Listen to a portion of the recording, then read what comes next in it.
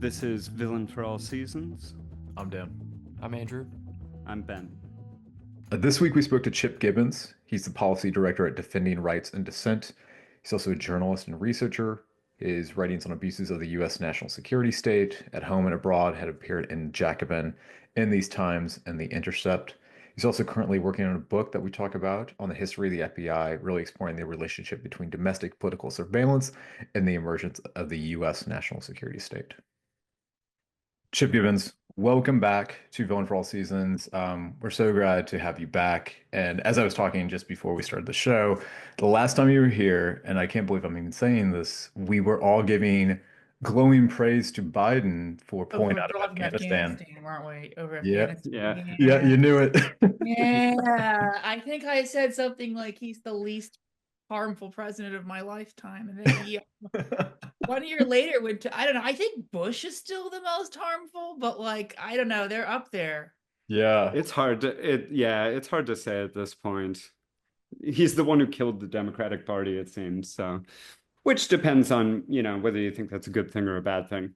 I mean, Chip, how do you feel about that? Like, how do you know, like, just thinking about it, like in 2021, it was such a huge thing. And I was telling Ben before we jumped on, I'm like, oh, I wish Biden would have campaigned at pulling out of Afghanistan. But I don't know. What have been your thoughts since then?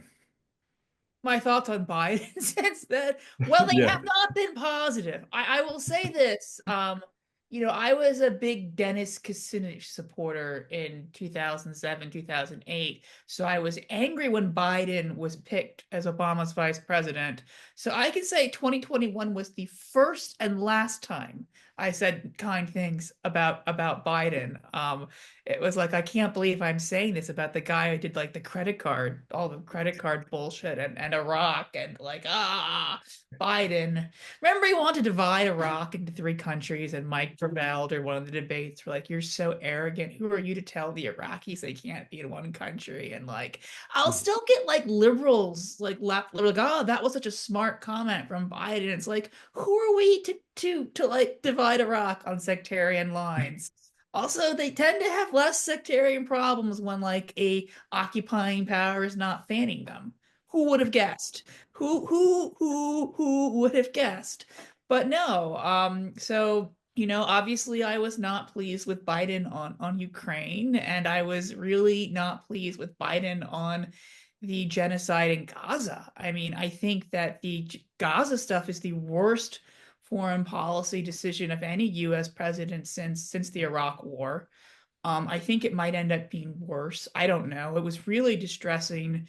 Not only that he gave Israel a blank check for genocide. I know every US president gives blank checks to Israel, but Biden's check was particularly blank, right? Like I think that's one of the things that we have to think about with Biden is that even in the tradition of giving Israel a blank check to carry out apartheid and ethnic cleansing and mass murder against the Palestinian people, this was particularly troubling. I mean, Reagan, the infamous story about Reagan and Lebanon, Bush condemned, Bush the second condemned, Bush the first condemned Israel all the time, but Bush the second condemned Israel for targeted assassinations.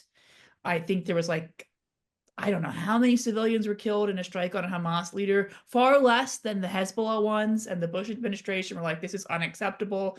And the fact that like every week, like Israel seemed to be targeting a new country, and there was a point where I really thought they were going to let them go into Iran, let them go to Lebanon. I mean, and the attacks on Lebanon were just like, I mean, really very shocking. I mean, Gaza is a horrific genocide, but like, Beirut is a city that like people from the West go to. That doesn't make it, more wrong to bomb them than Gaza, but that's a really big step, the way they went into Beirut.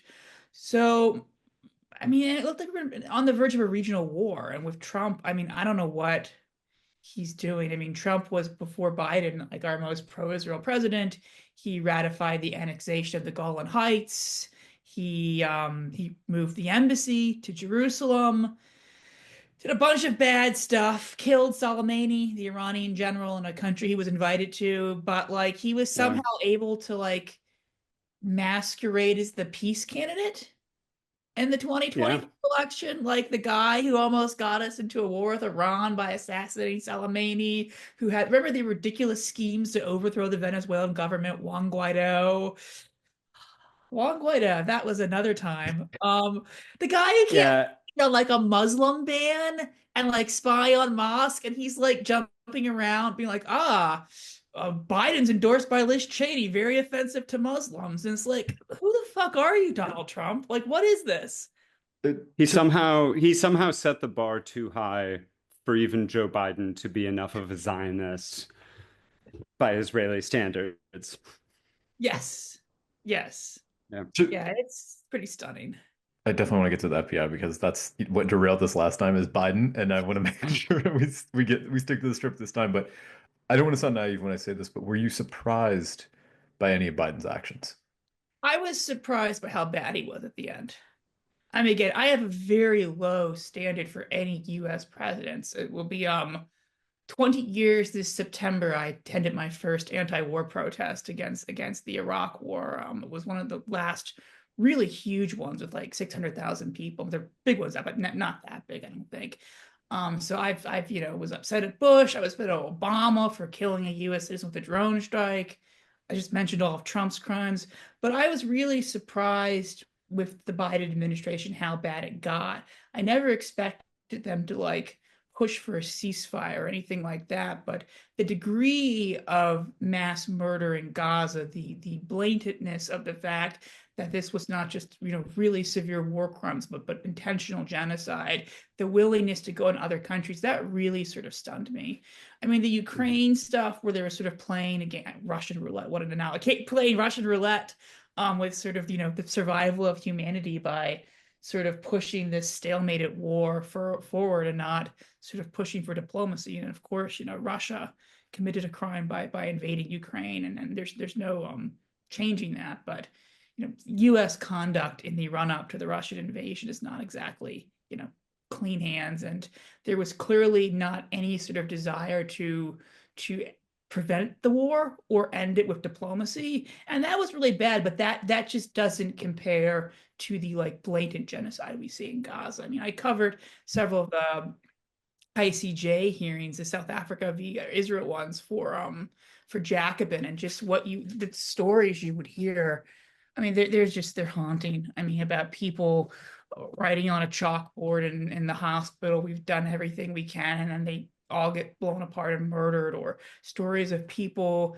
I think one of the South African lawyers say, Palestinians in Gaza are bombed when they stay. They're bombed when they flee in the process of fleeing. They're bombed where they flee to, right? Just really horrific stuff. Or the fact that there's now an acronym for surviving child, wounded child, no surviving parents, or the stories of double amputee children. It's just, or watching them drop those big bombs on people in tents. I mean, you should be dropping big bombs on anyone, but like the images of like a father holding a headless child because they dropped a bomb that can like obliterate a city on refugees in tents. It was disgusting. And Chip, I think Yeah.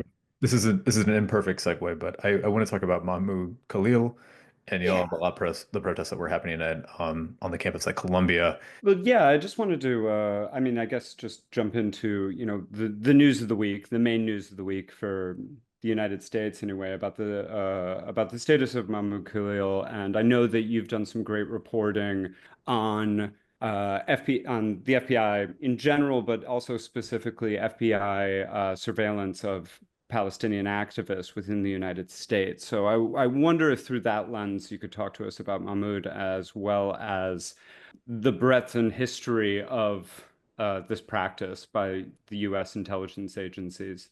Yeah, I'm working on this book that's a history of the FBI. My joke is that the first half is about the Communist Party and the second half is about Palestinians. And it's only partially a joke because, for many decades they were very obsessed with communists, and then since then they've been very obsessed with Palestinians. And, we have seen other attacks, sort of McCarthyite abuses of the immigration process.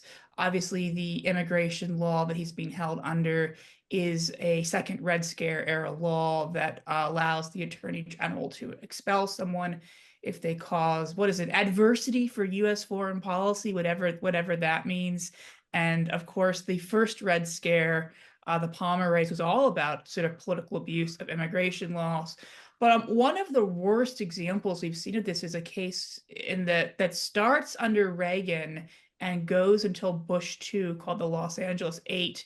And it is 7 Palestinians and 1 Kenyan who the U.S., at the orchestration of the FBI, spends 2 decades trying to deport, under the claims that by engaging in political advocacy for Palestinian rights, they're supporters of terrorism, specifically the Popular Front for the Liberation of Palestine. And they're never deported. 2 of them are permanent residents, like Mahmoud. And the U.S. sort of originally brings these McCarthy era political charges against them. The McCarran-Walter Immigration Act originally made it deportable for advocating world communism, and they argue the Palestinians are a communist movement, and the Cold War ends, and they repeal that, and they accuse them of terrorism. And by the end, when the government finally loses, they're trying to deport them under the Patriot Act. So you have this 20-some-year saga that starts with, McCarran-Walter, you're doing world communism, and ends with Patriot Act, you're a terrorist, which is sort of, the U.S. security state of the last 100 years in a nutshell, isn't it?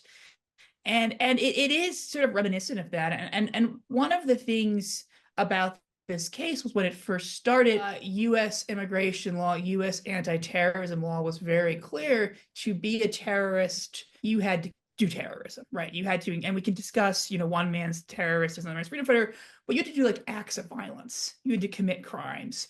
And in the 90s, I think in part in response to this case, and heavily pushed by the Israelis actually kidnap a U.S. citizen in Gaza. And Judith Miller goes over, the Iraq War Judith Miller goes over and interviews him in detention while he's being tortured, and sort of helps drum up this sort of Israeli psyop. And the U.S., I could talk more about it if you want, but you start to get this sort of guilt by association terrorism scheme on the basis that this is in the early 90s, that there's all this fundraising in this country for Hamas.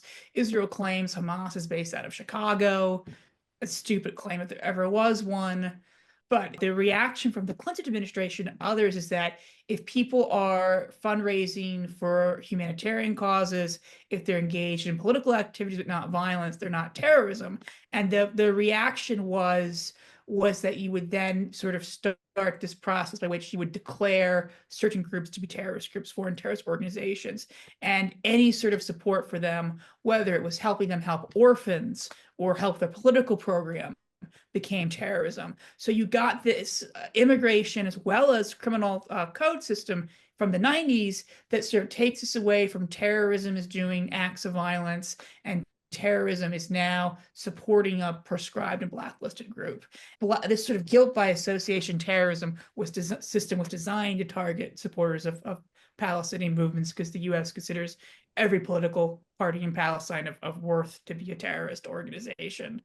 And they do all engage in armed actions like that. That's true. And I think we're going to sort of see the Trump administration take advantage of that.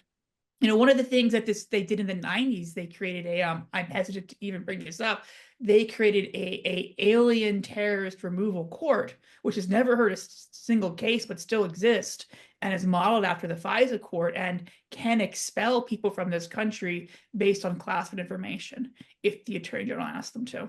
Do you hesitate to bring that up just in case someone's listening? Yes. Today I was like, has anyone ever used this court? And they have an active website. It's like, no attorney general has ever submitted an application, but if national security deems it, I'm like, God, thank you, Bill Clinton and Bob Dole. Yeah. We'll cut that part. We don't want to remind them that it exists. Okay. I don't think they're listening, but okay. Something I was wondering, and you'll have to forgive me, I don't have an eloquent way to ask this, but for Mahmoud Khalil's case, and sort of any of these cases, like under the first Trump presidency and now, as far as intelligence agencies, we hear the most about, or law enforcement agencies, take it back. We hear the most about ICE, right? He's detained by ICE. As you've spoken, this is also the bread and butter of the FBI. Could you tell us if there's any overlap between those two agencies working together on a case like this? Like, I cannot speak about this case in particular, but historically, the FBI has sought to abuse immigration law to accomplish its means. Not to go back 100+ years again, but that is the first thing J. Edgar Hoover does. When J. Edgar first takes over the FBI intelligence division, FBI is both an intelligence and a law enforcement agency. There is no authorization for prosecuting radicals. And what he realizes is that the FBI has been appropriated money for criminal enforcement. The Department of Labor then handled deportations. They have not been appropriated money for deportations. There's a law that allows you to deport anarchists. I think that's one of the first deportable groups. And because in 1903 they make it so anarchists cannot immigrate to the country. Then in 1918, I think they expand the law to allow them to be deported. So, and there's no deportation proceedings like procedure at this point. And that's one of the things that Hoover is excited by, because he thinks you can do this outside of normal court. You can do this outside of normal courts. And he basically decides he's going to enforce the immigration laws against anarchists. And that's what the Palmer raids were. They come with blank warrants and things like that. And then in the 80s, in the LA case, it's heavily driven by an FBI agent named Special Agent, I think, Frank Knight.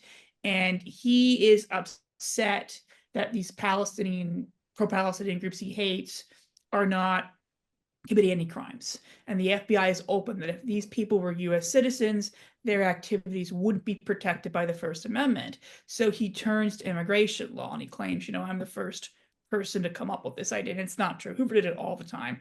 They spent 20 years trying to deport this Australian-born labor organizer, Harry Bridges, similar to the in the 30s, 40s, and 50s, similar to the Los Angeles 8 case. And so the FBI can use immigration law, they're not the enforcers of it, but they will sometimes apply it in sort of politically abusive ways.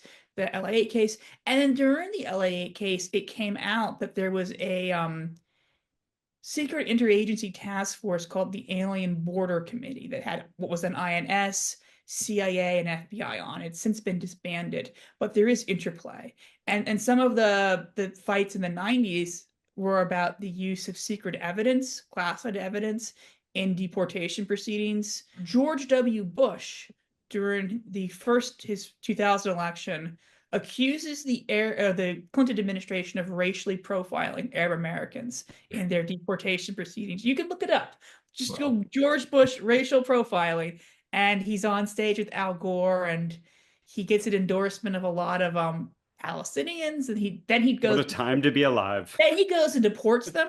Like Samuel Arian is one of the Palestinian activists who endorses him after this, and he's then prosecuted by the Bush administration. I think finally deported by the Obama administration. But George Bush gets on stage and condemns the use of secret evidence in deportation proceedings, saying that you are racially profiling Arab Americans. I'm speechless. So, yes, it's a fun quote. I love the video. And, Al Gore panics, and then he has to say secret evidence is un-American. Then 9/11 happens, and George Bush, puts his former supporters in prison. So quite literally, he puts someone who endorsed him during the election in prison under the Patriot Act. So don't endorse George W. Bush. That's my advice. Done.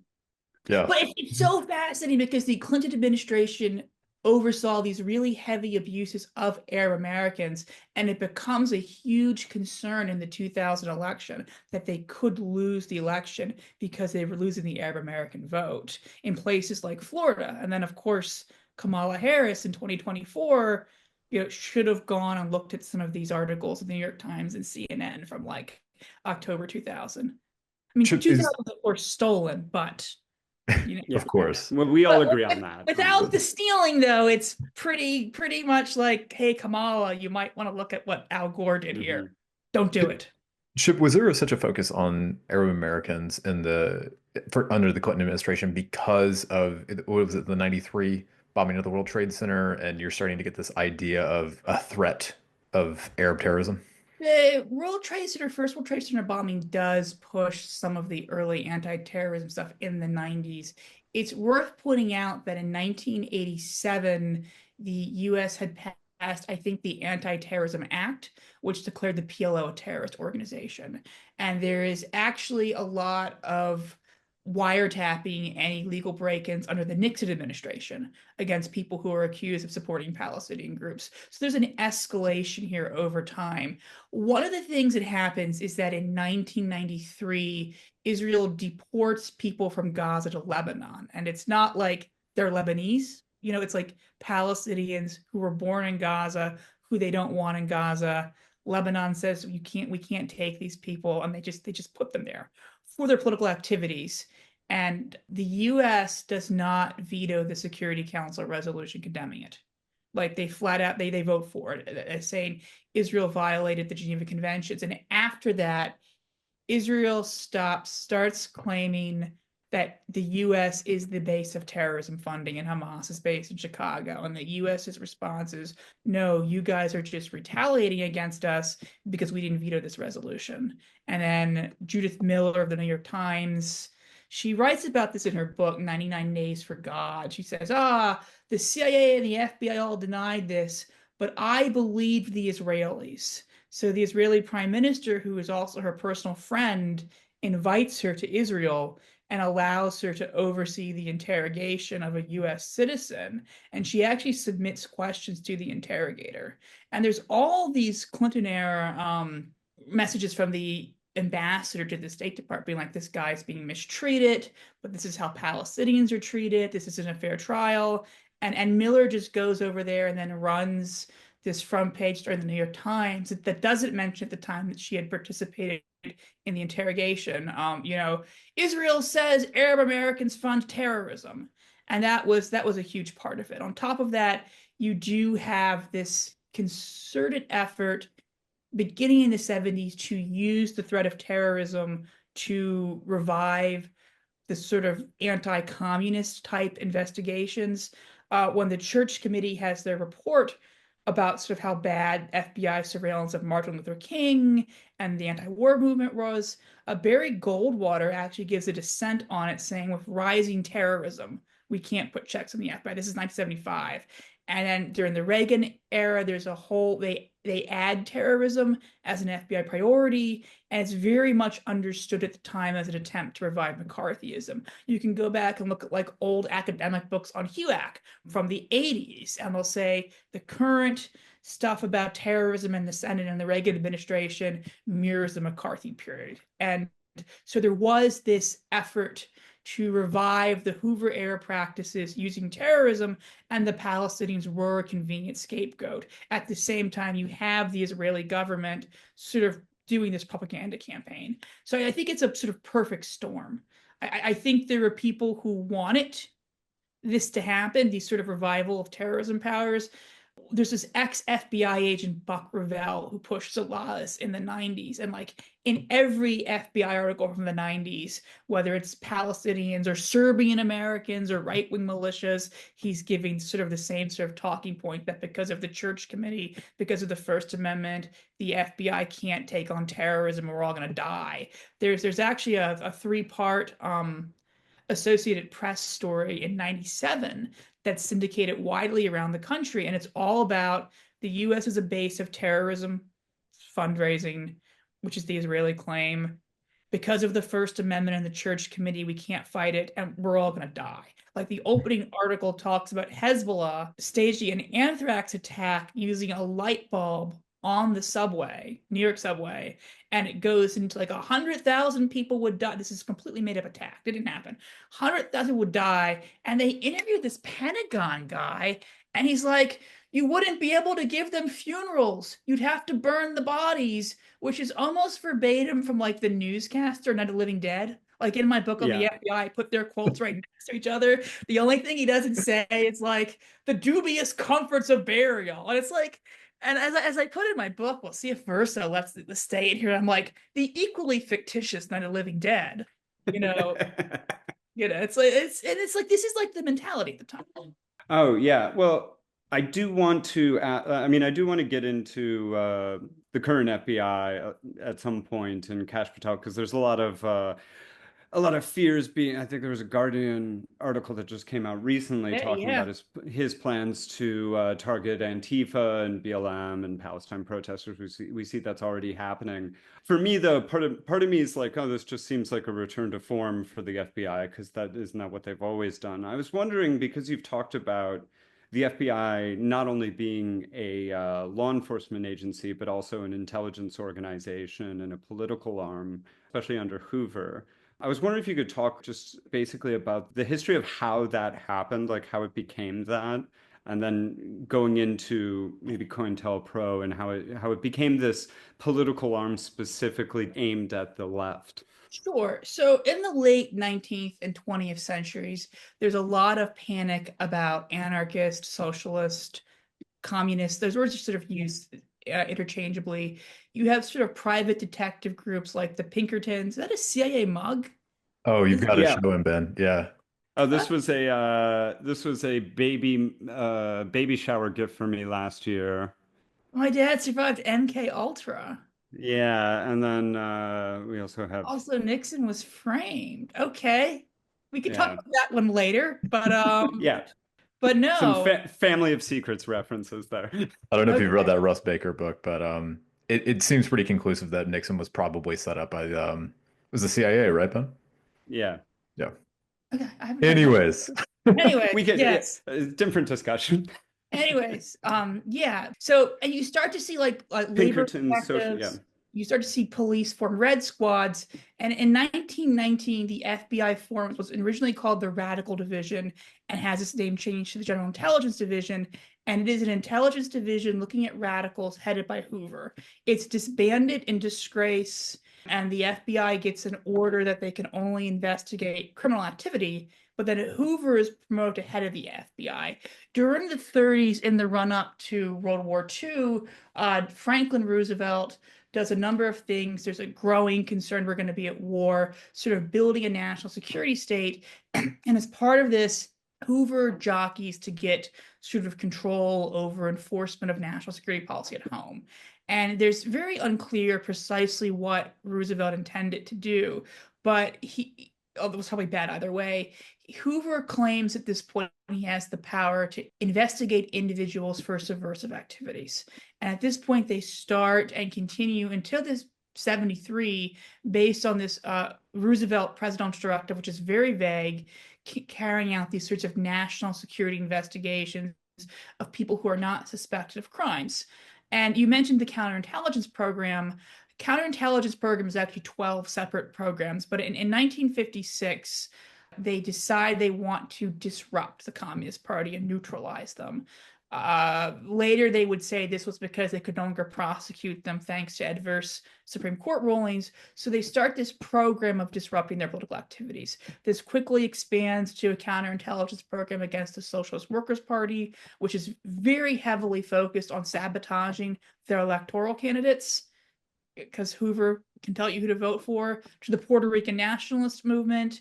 And then under the Communist Party counterintelligence program, they are targeting the NAACP, they are targeting Martin Luther King, but in the 60s, they create a new program on Black extremists, which is mostly used against the Black Panther Party, yes. Yeah. And they also create a new left counterintelligence program, which is used against the anti-war movement. And again, all of these people are already being surveilled as part of the sort of surveillance programs, but under the counterintelligence program, they're then targeted for neutralization or disruption. So there was a group trying to organize an anti-war protest, and the FBI sent them a letter pretending to be a Black activist, calling them ding-dongs and homophobic slurs, because that would be so, so scary, being called a ding-dong.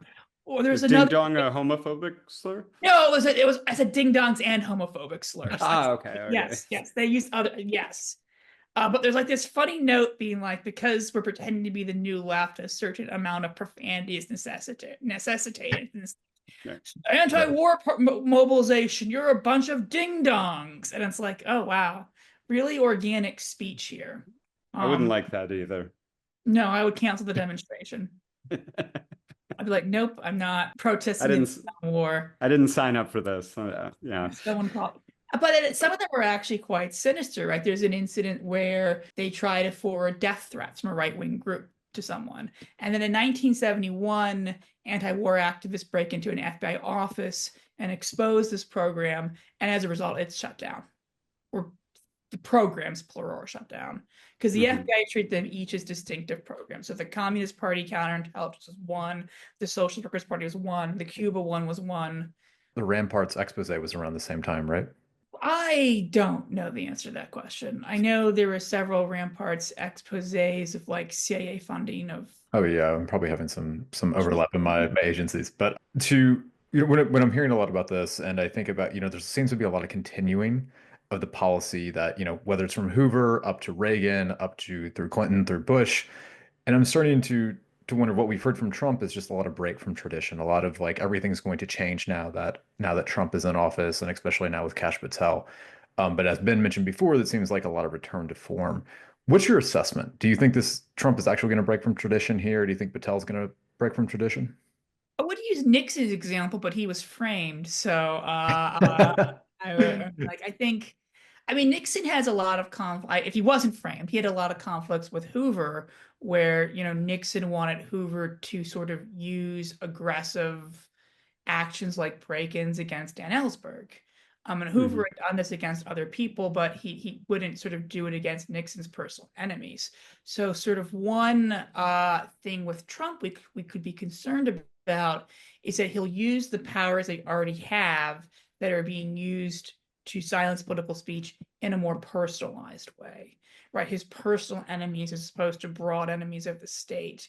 Mark Felt, who was Deep Throat, personally authorized and took place in illegal break-ins of the Weather Underground's friends and families. But he maybe was concerned that Nixon broke into the DNC. Maybe. I'm not convinced he was concerned. And now I've learned Nixon was framed, so I have another problem going on Yeah, here. I'll explain later. That's no, I'm joking with you. If Trump is able to do this, he will have sort of the past precedents allowing him to do so. So one of the concerns with Patel is he wants to prosecute the media, but we have this great process by which we went after Julian Assange that could be used for a mainstream journalist. We do prosecute whistleblowers like Chelsea Manning and Snowden under the Espionage Act that could be used against sort of people who are less hated by the security state. So if Trump goes, the FBI has extremely broad surveillance powers, thanks to both parties, and they have loose restrictions on themselves. So Trump could use that. So Trump could escalate past tendencies, and he could use the powers he has in a more personalized way. But what Trump does will not be a complete and total rupture. It will be a continuation. You might I have don't think you can have Watergate without FBI break-ins or CIA coups. With that in mind, and you might have just answered this with this question. I mean, what is your opinion of Patel, just as an ideologue, if that is the right way to describe him? I think Patel's very bad, and I think it's very dangerous. I've seen a handful of people try to make a left-wing case for him based on the fact that he's criticized the FBI in the past. But his criticisms of the FBI, some of which were valid, were all very specific to Trump and Trump's case. I don't think he is an FBI reformer. I don't think he wants to rein in the deep state. I do think he was critical of the Carter Page investigation. I think his reason for doing so was probably opportunistic, but his criticisms were correct. They did fuck up the FISA warrant application with Carter Page and a bunch of other people too. Afterwards, after that Page stuff came out, did like a random sampling of FISA applications, and they found out they all had the same types of mistakes in them. So it was not Carter Page specific, it was FBI specific. But he has made those really chilling quotes about wanting to go after the media and Trump's enemies and prosecute them. And when we have an Espionage Act that technically criminalizes most national security journalism, and an Espionage Act that has been used to predicate intrusive surveillance against journalists, and the only thing that is preventing that surveillance from continuing is a attorney general thing Garland put in place. We're on really dangerous ground. I'm not excited for him to take on the deep state. I don't think he's gonna, shake it up and make it better. Chip, as you're writing your book and you're discovering a lot of, everything that you've been researching about the FBI, has anything surprised you about the FBI? Anything changed your opinion of the FBI? Have you found Yeah, any positives? No, I've not found anything positive. No. When it comes to FBI surveillance and abuses of power, the phrase I like to always use is shocking but not surprising. Because the system's not surprising, I don't want to normalize it and be like, oh, we should accept an agency tries to get King to kill himself as now, spying on Black Lives Matter. But we should be shocked by it, but we shouldn't be surprised by it. There's just lots of just horrific stories going through the archives, and the vast majority of FBI files will never get to read. Like, even if you release them all tomorrow, there are so many of them, one person could not read them all. But the types of stuff we see about the FBI in the 90s, sort of using white collar fraud investigations to investigate Arab Americans for allegedly supporting Hamas, and having a program where they want to go and get everyone's picture, right, of before they interview them, and they're not ever convicted, but basically create like a photo album of like prominent Arab Americans. That's disturbing. One thing that has surprised me is the degree of demographic surveillance pre 9/11. So there's a lot of documents I got from World Bank protest, and before the World Trade Organization, the threat is mostly protest. The threat is mostly protesters, but they do discuss the idea that the Indian delegation to the World Trade Organization could be under the threat of like Sikh terrorism. And they go through the local cab companies and have these numbers like, this cab company, 90% of their drivers are Sikh. How do they know this? So that they could be terrorist threats. And they say, well, the US is bombing Iraq. There's a large Iraqi population to the north. How do they know where they are? Or we're bombing Yugoslavia. Here's where all the Serbians are. And during the first Gulf War, the FBI actually goes and interviews random Arab Americans, and there's a big concern of a Japanese internment type situation, because the question is, how do they know where these people are and what their national origin is? And one of the things that came out of the LA8 case is they did have a plan for a mass internment of Middle Eastern immigrants under the Alien Border Committee that they never implemented. But I do see hints that the degree of racial or demographic, religious, national origin surveillance is much greater than I think people realize, even before 9/11. Like, how do you know where all the Serbians are? How do you know what cab drivers are what religion? I don't know. I don't know the answer to that, but it's troubling. Chip, you're such like a wealth of knowledge about the FBI, and that's again one of the reasons that we love talking to you about it. How did you get into studying the FBI? And what is fueling your obsession? I got into studying the FBI because when George Bush was president, I was very against the Iraq War, and there was a lot of discussion about the FBI being used against the anti-Iraq war movement, and people would talk about COINTELPRO and be like, this is just like the Nixon era, and 20 some years later, now I'm writing a book on this. That's literally how it happened. It was just like, in the anti-Iraq war movement, we were concerned with the Patriot Act, we worked with the FBI, and people would make the historical analogy to what had happened, which was just, 30 to 40 years earlier. Now it was, people had lived through it. People have still lived through it. Like, there are some people from the 60s alive. But I don't know. And that got me into this. Do you ever feel with the change with Patel personal, probably going after some more personal enemies of Trump, probably being harder on the media or really evolving current media attacks? Do you ever fear any kind of retribution focusing so heavily on the FBI?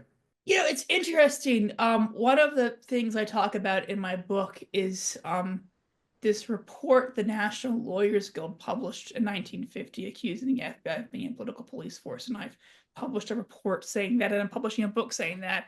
And Hoover is so freaked out by this report. He wiretaps them, he breaks into their office, he gets Richard Nixon to attack them, who's then a Congress member, using statements he clearly ghost wrote.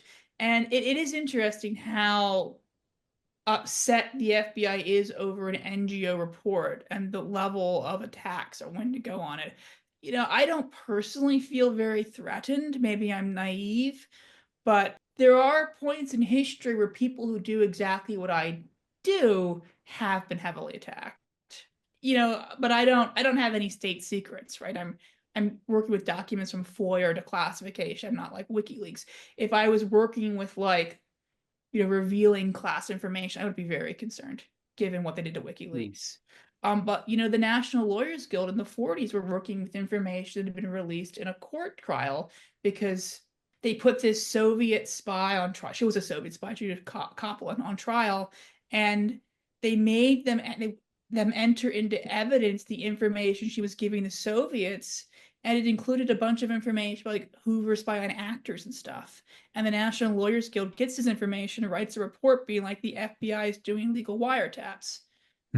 And Hoover just spies on them with wiretaps, with going through the trash, with informants, with break-ins, the entire time they were like writing the report and stealing copies and stuff. And I don't know, maybe someone's breaking in here and taking copies of my book. I'd like someone to read Probably. it, so that would be welcome. I'll happily send them a copy when it's finished. I mean, that's sort of the other thing, like public writing, right? I mean, the FBI does not need to break into my apartment to see what I'm publishing. I will happily send them a copy, or they can go to Jacobin like everyone else and read it. But in the past, that has not stopped them. Yeah. On that note, going back to Mahmoud Khalil's case, I'm sure you've seen, similar to me, how gleeful Zionists and others on the internet are right now about his detainment, and very, very happy to have their enemies, or their perceived enemies, locked away and maybe sent to, I don't know, Syria, I think is what they were talking about. People always talk about Palestine being the canary in the coal mine as a testing group, like a petri dish for seeing what governments can get away with treating anybody else. If you can get away with it with the Palestinians, who else can you do this to? I wonder if you have a response in light of this and in light of the history of the FBI to anybody that's really happy about this news of Mahmoud Khalil, of if you have a response of why, even if they do not stand with the Palestinian people, even if they do not oppose Israel, why they should actually be concerned about this, whether or not they agree with him. I mean, the question is, do you want Trump to have the right to disappear people based on their political speech? And if you're a liberal Zionist, you should absolutely not want him to have that right. If you're a Trump supporter who's just spent 4 years complaining your freedom of speech was taken away because YouTube demonetized your video selling, like, I don't know, sardines to cure COVID, I don't think Biden's going to use his power against you, but he could. And you're very paranoid, so let's just say, like, yes, he could use this against you.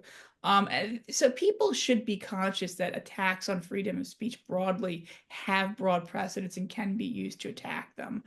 With people who are gleeful of this, though, it's just so inhuman, right? This is someone who is accused of basically speech against a genocide. And like, how are you so gleeful about tormenting someone who is against dropping bombs on children in tents? I don't know. It's hard to understand this. I mean, in other aspects, in other cases, I have been able to say, like, no, you should feel, you should defend this speech on principle because it could hurt you. But like, I don't. It's just so inhuman. Anyone defending this, I can't. It's hard to even rationalize with them. But you have to rationalize. But it's difficult. Chip, how would you rate the Democrats' response to the imprisonment of Khalil?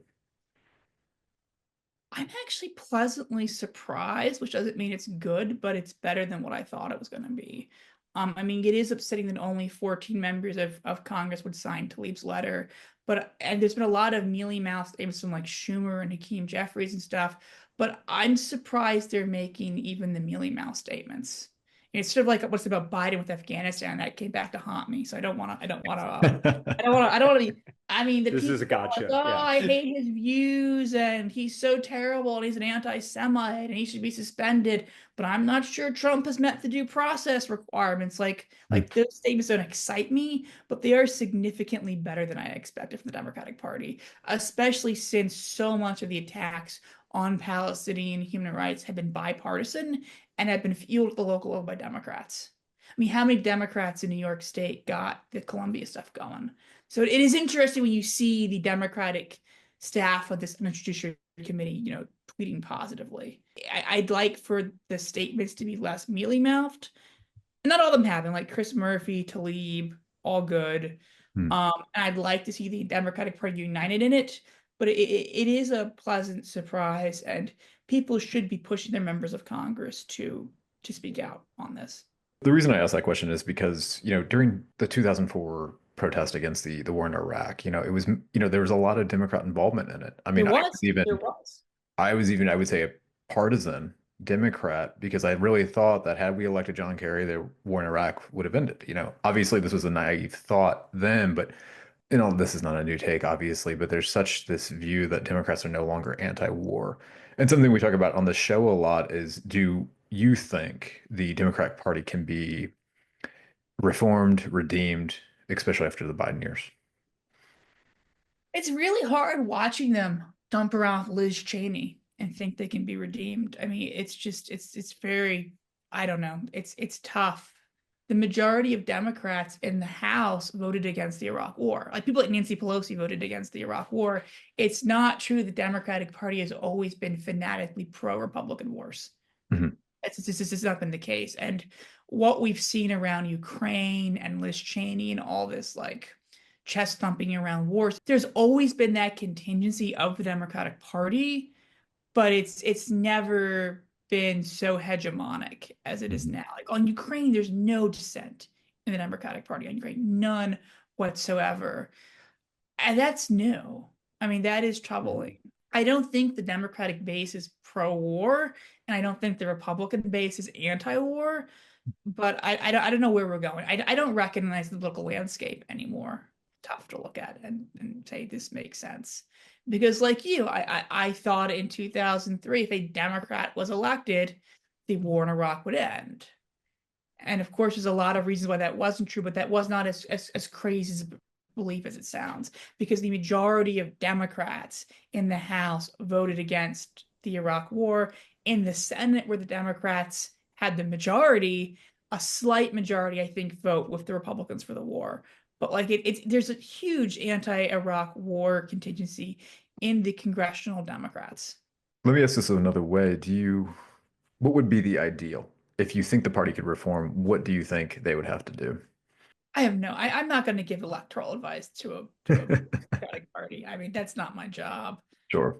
I'm not an. They haven't earned it. Don't jump around with Liz Cheney. Yeah. Don't send Bill Clinton to Michigan to tell them Palestine isn't real.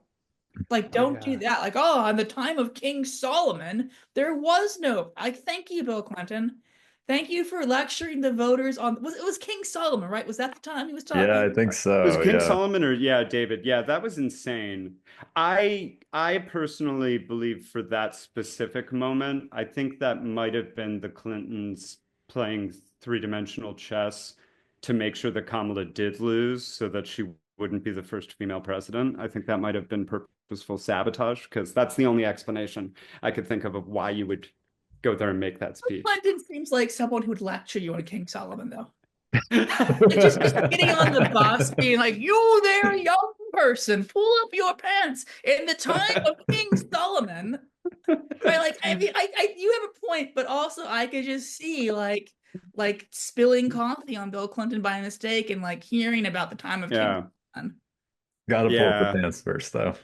Pull up your pants. Yes, I don't know if that's still a thing.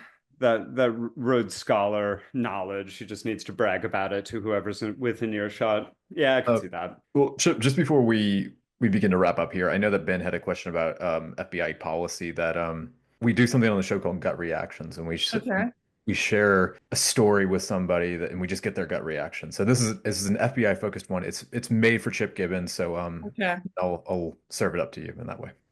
Yeah, and obviously, specifically, these are dumb news stories. I was wondering, you probably saw this one. I don't have it right here in front of me, but of Kash Patel floating the idea that FBI agents should be training with the UFC to enhance their fighting ability and physical prowess to assist their work in the field, I suppose. I just wonder, what your take is on that. Should FBI agents be learning how to do arm bars and double leg takedowns to better execute their work?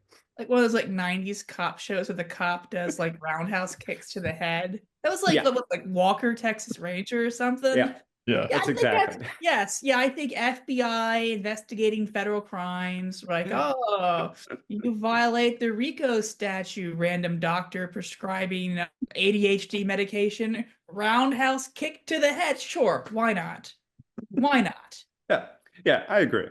I Yeah. agree. It's and if it makes them happy, it's very what I expect from Trump officials is always really, really evil stuff with really dumb guy takes based on, yeah, sort of movies from the Very 80s. Reagan idea. It's a very Ronald Reagan idea of like, Yeah, yeah, yeah. And why not So, Linda McMahon though in WWE or F, whatever it is? Like, why right. would see that she is a bit like she after all that donations and stuff, they give mhm. the UFC bit of a double cross there. I don't like that. Yeah.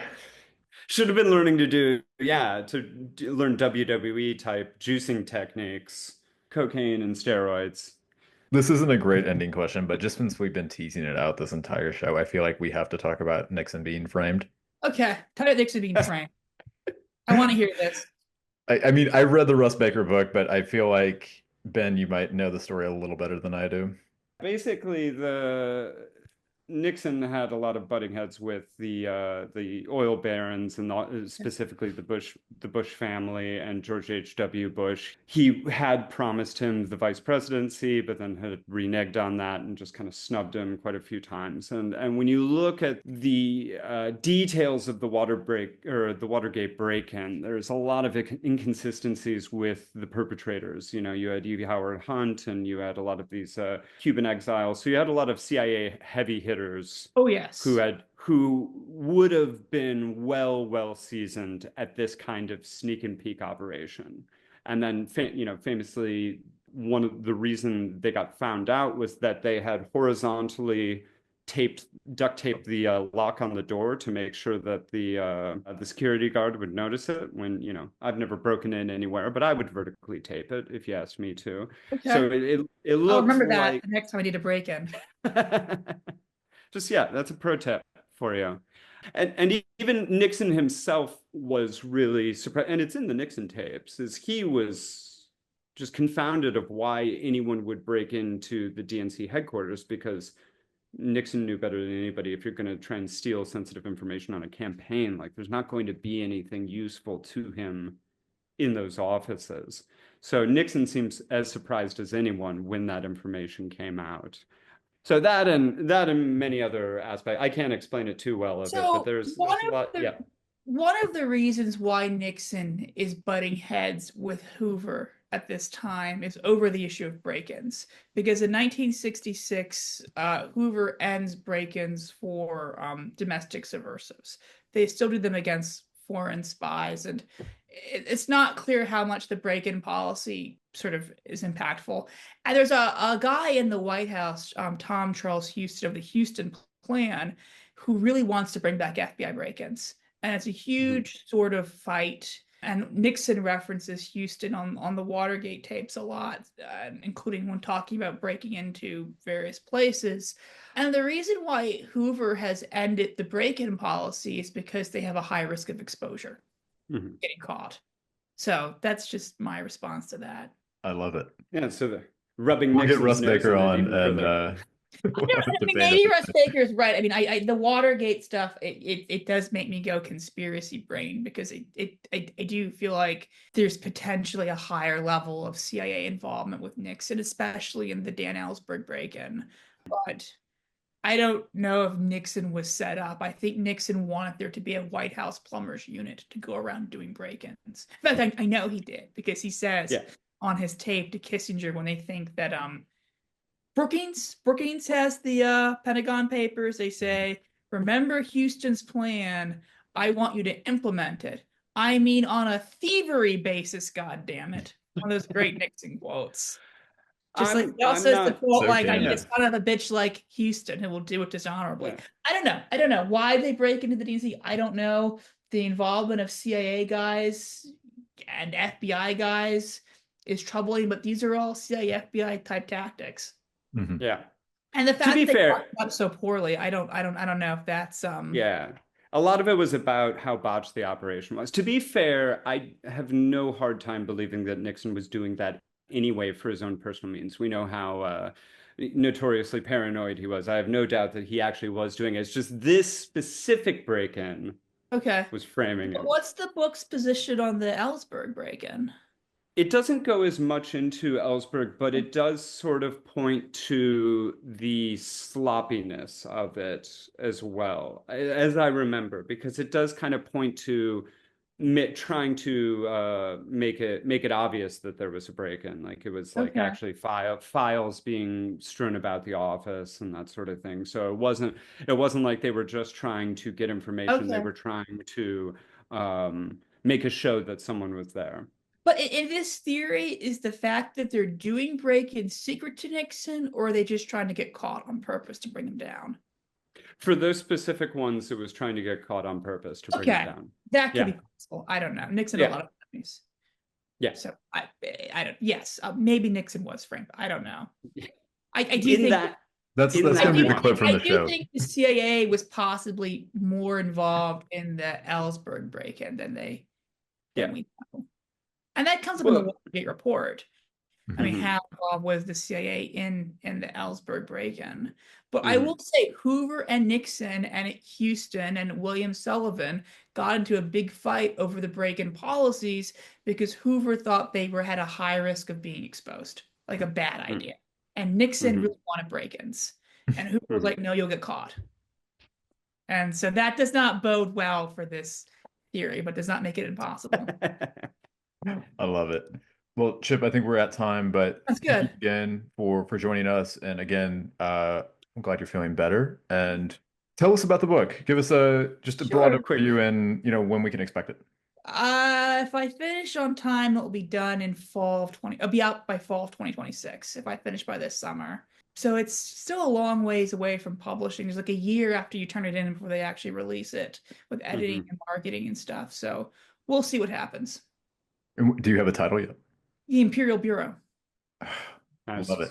Love it. That's a Well, good we hope to title. have you on closer to the release date, if not soon after it. Yes. If we can get you. I think Because you'll be able to get me. amazing. I think I'll be available. Awesome. I will pencil you in now for fall of 2026. Fall of 2026. Okay, we'll write Assuming that the in. book comes out then. If the book's not coming out because I didn't finish it on time, I don't want to hear from you. Like, don't where's your book, God damn it. Like, book? What book? I never said I was writing a book. You might be in jail. I mean, if Patel was, Might be in, I don't thank you. I'm joking. I'll call you for bail money. We'll put money in your commissary at least. Thank you. I Yes. appreciate that. You might be in jail too, Ben.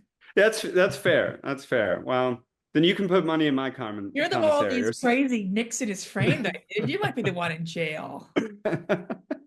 Yeah, Chip, the Nixon wing of the CIA is going to come after me after this. Chip, thanks so much. I'll definitely send you a link after we're done. But Thank you. Sounds good. yeah, have a good one. Take care. You too. Bye. Bye. Great. Thanks, Chip. Thank you for listening. That was our interview with Chip Gibbons, and keep an eye out in, I believe, 2026 for his book from Verso Books, The Imperial Bureau, If he's not locked up. if he's not locked up. Thank you for listening again. Be sure to like and subscribe.